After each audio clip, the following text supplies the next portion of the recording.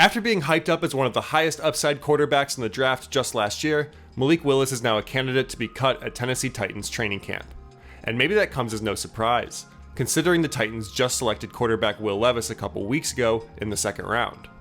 Willis was always thought to be a project quarterback, but rather than see it through, the Titans may just be dropping the class entirely.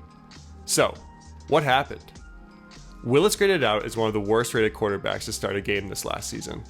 Across 3 starts and spot snaps in 5 other games, he threw for only 276 yards on 31 for 61 passing, with 3 picks, and has yet to throw his first NFL touchdown. And in his only win against the Houston Texans, Willis threw only 10 passes the whole time. That was the least amount in a game this past season. The Titans GM at the time, John Robinson, talked about Willis coming out of the draft. He said, "Good arm, athletic, moves around well, got a really good skill set. Throws a good ball, he's tough to tackle. He has a lot of work to do, obviously, like all rookies do, but excited to add him to the team and compete." Robinson was likely the loudest voice in the building vouching for Willis at the time of the selection. He was fired after week 13 when Tennessee lost to former Titan A.J. Brown and the Philadelphia Eagles. Let's take a closer look at the first part of that quote before we dive too far into the "he has a lot of work to do, obviously" part. So, John Robinson's right. Malik Willis is an incredible athlete, and if you want to make him look better in that group of rookie quarterbacks, you sort by the rushing stats. But more importantly, you can also find it on film too. Let's check it out on a play that came against the Kansas City Chiefs in Week 9, where the Titans kept the game surprisingly close and lost only by a field goal in overtime. While a lot of their success should be attributed to Derrick Henry, the Titans and head coach Mike Vrabel found ways to work Willis off of that. Like here, on a well-timed and executed read option where everyone on the Chiefs is expecting a handoff to Henry. We see the linebacker cheat further inside before the snap, and at the snap, the edge rusher gets swallowed up to the right side immediately. Safety Justin Reed, who should be there to stop the run sooner, comes down just a little too certain that the handoff actually happened, and then he's in perfect position for Willis to blaze right past him. Later on that same drive, now that Willis has established himself as a threat, the Titans will pull one of my favorite plays of 2022, sending the quarterback in motion so Henry can take the wildcat snap and tractor his way into the end zone for an early lead. When Willis moves out from under center, Kansas City elects to have linebacker Nick Bolton follow him outside, leaving safety Justin Reed on another island here. The Chiefs went very quickly from having over 440 pounds of defense to meet in the second level to just one 200-pound safety. That's the power of having a quarterback who can put legitimate stress on defenders at different spots on the field. It junks stuff up, and it causes confusion. As soon as Bolton left the box, this was a touchdown. Henry actually having to run it in was just a formality. Now, about Willis's arm and the goodness of it, first, let's qualify that. When Robinson or anybody says a quarterback has a good arm and can throw a nice ball, I usually think they're talking about deeper go balls. So, how nice of a ball does he throw? Looking at the pass chart, they might not actually be that nice. It's a small sample size, but Willis completed only 3 of his 14 pass attempts past 10 yards for 49 yards and 2 of his 3 interceptions. But honestly, I wasn't so turned off by his deep ball as these numbers would suggest, at least not when he sets up and throws a fade down the sideline. Here, Willis is in shotgun while the Chiefs have basically everyone except the safety up at the line of scrimmage.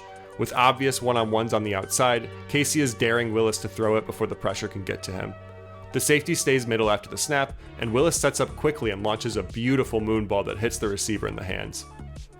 This instance was very much the best throw to that area, so I do want to make that clear, but he had a couple other attempts that had the bones of looking like good passes, like this one, even though he does throw it slightly behind the guy. He also flashed a really exciting potential for a good ball placement on his passes. This one, in particular, might have been more lucky than good, especially considering his just barely above 50% completion percentage, but this throw is still on tape permanently and you can't take that away from him. It's just a nicely schemed up play against man coverage. It gets Austin Hooper open in the intermediate part of the field and keeps him away from the safety. Both the X and Z receivers hit one-move routes at around the 5 to 7 yard mark to force their defenders to stay down with them and open the door for Hooper. The ball is out right as Hooper passes them, and it's placed where Hooper can turn around and get his body in front of it and block out his defender. It's just a great play all around.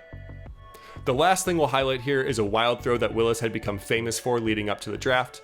There's not a ton to analyze here. The Chiefs were loaded up and tight in their formation, the play fake gets them moving away from where the Titans want to go with the ball, and Hooper finds wide-ass open space on the right side of the field. But the fact Willis can actually get it there while running for his life, backwards, and whipping the ball off an awkward platform is pretty incredible. These are the types of plays that can absolutely make you fall in love with a guy. But while it's great he can make these plays, they're really more of a bonus than a foundation. It'd be like trying to make a sundae out of sprinkles. A major part missing from his game is an ability to make quick decisions outside these schemed up moonballs or screens. Nowhere is that demonstrated better than in his time to throw, which came in at a sluggish 3.52 seconds on average, which is good for the slowest in the NFL. If the game was played underwater, guys would still get it out quicker. The very first pass of his regular season NFL career against the Houston Texans encapsulates all of his issues as a passer. It's poetic, really. Tennessee will run play action here out of a heavy set and get all of Houston's linebackers to bite. From here, it's basically a cover 3 coverage against 2 intermediate shot routes and both guys get open.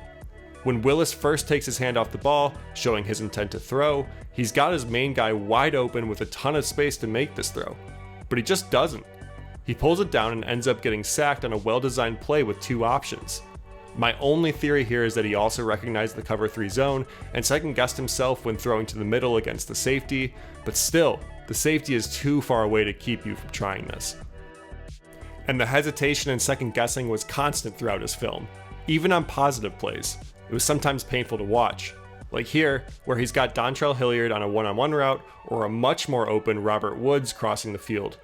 He almost throws it but stops himself again and ends up getting forced into throwing an awkward pass with 2 Texans in his face. While I understand his progression might have been Hilliard, Henry, then Woods, Willis has to recognize the clues in the defense for who was going to be open, like how the play fake gets both of the Houston linebackers collapsing down and opening up the middle of the field where Woods will be.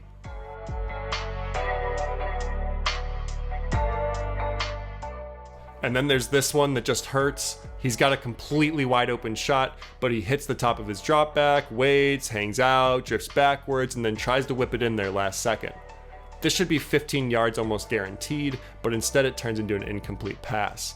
Ultimately, there's just a severe lack of anticipation on his end. While Willis does have great physical tools and can throw a decent ball in the rare instances where he does set up and get it out on time, he's usually left dancing with 2 left feet outside the pocket, chucking up sky hooks on the run. Without being able to challenge defenses with his arm, all of the things that make him exciting will never reach their full potential. Defenses can sell out to stop the run or screens and force him to beat them with the pass, regardless of how good the guy in the backfield is next to him. Willis has time to develop. He's still only 23 years old, with rare athleticism for the position. So, if the Titans really do cut him, I think another team will take a flyer on him. At least get him in the room and see what he's got. Either way, any team that rosters Willis should hope he starts to get his feet more in rhythm first and foremost. Until he can really feel the top of his drop back and get more disciplined in the pocket, he'll continue floating around in the backfield, spraying and praying. Thank you so much for watching this video. Please do give it a like if you did enjoy it, and please consider subscribing to the channel so you can catch the next one. Thanks. Bye.